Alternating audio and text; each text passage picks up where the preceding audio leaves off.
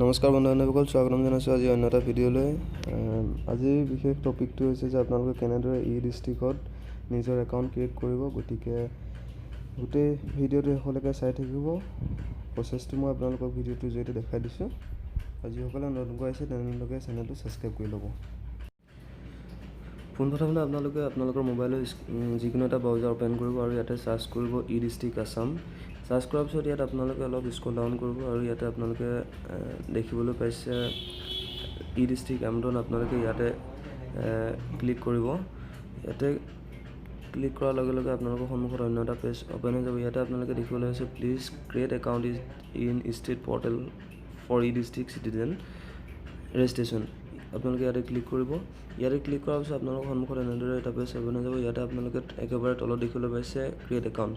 আপোনালোকে ক্ৰিয়েট একাউণ্টত ক্লিক কৰাৰ পিছত এই ফৰ্মখন অ'পেন হৈ যাব। আপোনালোকে ফৰ্মখন ফিল আপ কৰি ল'ব। পোনপ্ৰথমতে আপোনালোকে ফাৰ্ষ্ট নেম এণ্টাৰ কৰিব। তাৰপিছত যদি আপোনাৰ মিডল নেম আছে তেতিয়া এণ্টাৰ কৰিব আৰু শেষত আপোনালোকে লাষ্ট নেম এণ্টাৰ কৰিব। তাৰপিছত ইয়াতে আপুনি স্ক্ৰীন নেম এণ্টাৰ কৰিব। স্ক্ৰীন নেম আপুনি নিজৰ নামো ৰাখিব পাৰে বা অন্য কাৰোবাৰ নামো ৰাখিব পাৰে, যিটো পিছত আপোনাৰ প্ৰয়োজন হ'ব। গতিকে মই ইয়াত স্ক্ৰীন নেম এণ্টাৰ কৰিছোঁ আৰু ইয়াতে আপোনালোকৰ ইমেইল আইডিটো এণ্টাৰ কৰিব। তাৰপিছত আপোনালোকে মেল ফিমেলটো চিলেক্ট কৰি ল'ব আৰু ইয়াতে আপোনালোকৰ ডেট অফ বাৰ্থটো চিলেক্ট কৰিব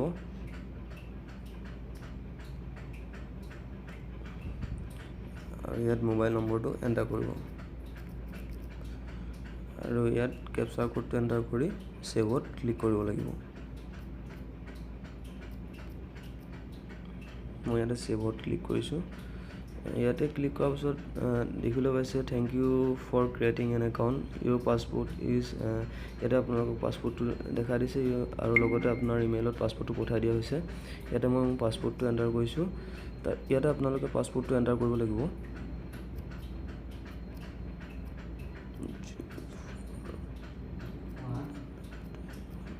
তাৰপিছত আপোনালোকে ইয়াতে চাইন ইনত ক্লিক কৰিব। তাৰপিছত আপোনালোকে ইয়াতে এটা নতুন পাছপোৰ্ট ক্ৰিয়েট কৰিব লাগিব, যিটো আপোনাৰ ই-ডিষ্ট্ৰিক্টৰ আইডিৰ পাছপোৰ্ট হ'ব। ইয়াতে মই পাছপোৰ্টটো এণ্টাৰ কৰিছোঁ।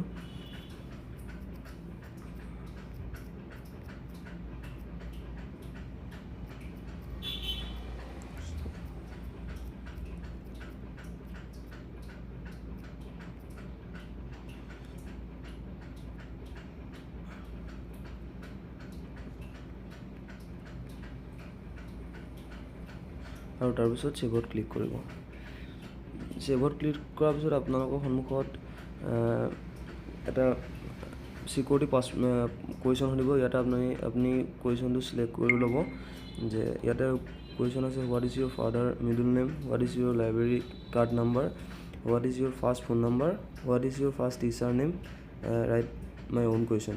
আপোনালোকে ইয়াতে যিকোনো এটা চিলেক্ট কৰি ল'ব, অন্যথা আপোনালোকে নিজে এটা প্ৰশ্ন লিখি ল'ব পাৰিব। ইয়াতে মই মোৰ যিকোনো এটা প্ৰশ্ন বাছি লৈছোঁ আৰু ইয়াতে আপোনালোকে এনচাৰটো এণ্টাৰ কৰিব। তাৰপিছত আপোনালোকে পুনৰ ছেভত ক্লিক কৰিব। ছেভত ক্লিক কৰাৰ লগে লগে আপোনাৰ ইয়াতে দেখিবলৈ পাইছে click here for e district service registration. ইয়াত আপোনালোকৰ সম্পূৰ্ণ ডিটেইলসমূহ এণ্টাৰ কৰিব লাগিব। আপোনাৰ ঠিকনা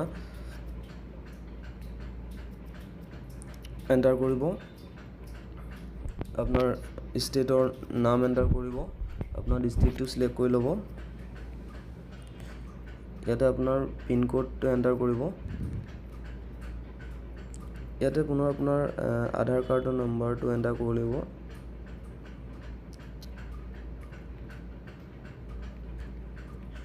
ইয়াৰ পাছত আপোনালোকৰ যিকোনো এটা এণ্টাৰ কৰিব পাৰে। পান কাৰ্ডৰ নম্বৰ এণ্টাৰ নকৰিলেও হ'ব বা পান কাৰ্ড, ভোটাৰ কাৰ্ড, আধাৰ কাৰ্ড যিকোনো এটা এণ্টাৰ কৰিব পাৰিব। আৰু ইয়াতে আপোনালোকৰ মোবাইল নম্বৰটো এণ্টাৰ কৰিব। তাৰপিছত আপোনালোকে জেনেৰেট OTPত ক্লিক কৰিব।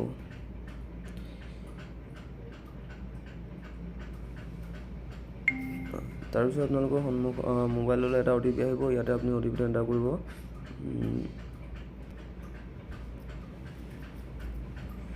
OTPটো এণ্টাৰ কৰাৰ পিছত ইয়াতে আপুনি কেপচাৰ কোডটো এণ্টাৰ কৰিব। তাৰপিছত আপোনালোকে ৰেজিষ্ট্ৰেশ্যন বুটামটোত ক্লিক কৰিব। ইয়াতে দেখিবলৈ পাইছে your account is successfully registered in use e district services. ইয়াতে আপোনালোকৰ ৰেজিষ্ট্ৰেশ্যন হৈ গৈছে আৰু তাৰপিছত আপোনালোকে দেখিবলৈ পাইছে close the tab now and get back www.assam.gov.in to submit e district form. অৰ্থাৎ ই-ডিষ্ট্ৰিক্ট ফৰ্মসমূহ আপুনি ছাবমিট কৰাৰ বাবে এই ৱেবছাইটটোত ক্লিক কৰিব। ইয়াতে ক্লিক কৰাৰ পিছত দেখিবলৈ পাইছে state level requirement commissioner class 3 post. ইয়াতে আপোনালোকে এপ্লাই কৰিব পাৰিব। গতিকে ভিডিঅ'টো ইমানতে শেষ কৰিছোঁ আৰু ইয়াৰ পিছত মই আপোনালোকক অন্য এটা ভিডিঅ' লৈ আহিম এই বিষয়ে কেনেদৰে আপোনালোকে PRC লগতে ইনকাম চাৰ্টিফিকেটসমূহ নিজে এপ্লাই কৰিব পাৰিব। কোনো ধৰণৰ CSC চেণ্টাৰত যাবলগীয়া নাই আৰু মাত্ৰ 30-35 টকা পে'মেণ্ট কৰিব লাগে। যদিহে আপোনালোকে CSC চেণ্টাৰ বা অন্য যিকোনো দোকানত যায় তেতিয়া আপোনালোকে হয়তো 100-150 টকা দিবলগীয়া হয়। গতিকে যদি আপোনালোকে ID টো বনাই লয় তেতিয়া আপোনালোকে ঘৰতে নিজে বিভিন্ন ধৰণৰ এই ডিষ্ট্ৰিক্টৰ সুবিধাসমূহ ল'ব পাৰিব। গতিকে আজিলৈ ভিডিঅ'টো ইমানেই। যদিও ভিডিঅ'টো চাই ভাল পালে তেন্তে লাইক কৰিব, শ্বেয়াৰ কৰিব আৰু চেনেলটো ছাবস্ক্ৰাইব কৰিবলৈ নাপাহৰিব।